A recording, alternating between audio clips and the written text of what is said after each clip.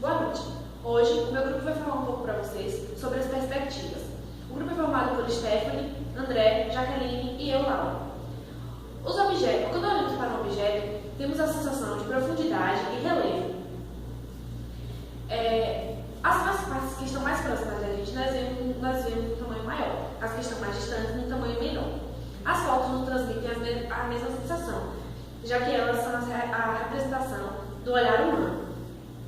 Ela representa, no caso, as três dimensões, são a altura, largura e comprimento.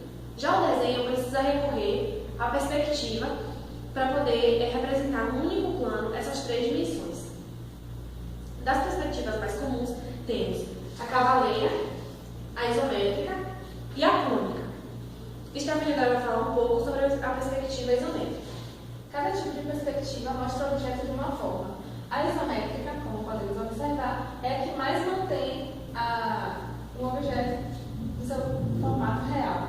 Essa aqui se deforma um pouco, parece que está meio irregular. Enfim, costumamos utilizar o ângulo de 30 graus em cada lado do desenho para poder manter essa regularidade da isométrica. As linhas que são paralelas ao eixo isométrico são chamadas de linhas isométricas. As que cruzam o eixo, não sendo, portanto, paralelas a ele, são chamadas de linhas não isométricas. Iso quer dizer mesma e métrica quer dizer medida.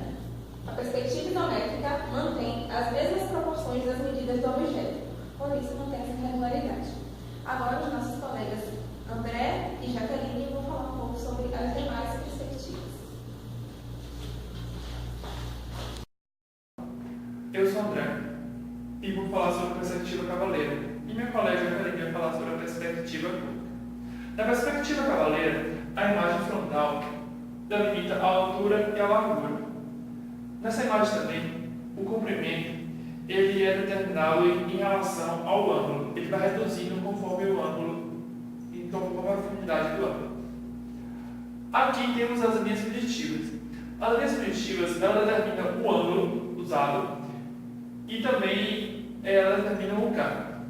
As linhas preditivas elas estão sempre em paralelo à linha horizontal do eixo X e Y. O K é a medida de deformação. Ela é entre a medida deformada e a medida real, a divisão de uma pela outra.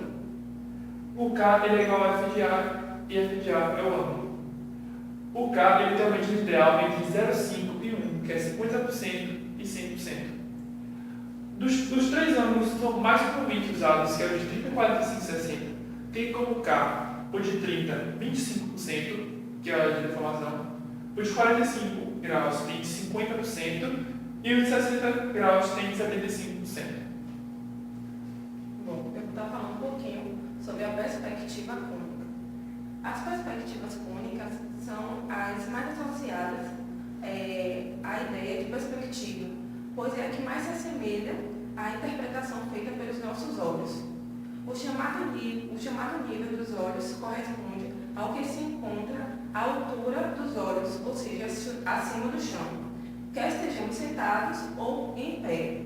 E é nessa altura também que se define a linha do horizonte e é onde se encontram os pontos de fuga.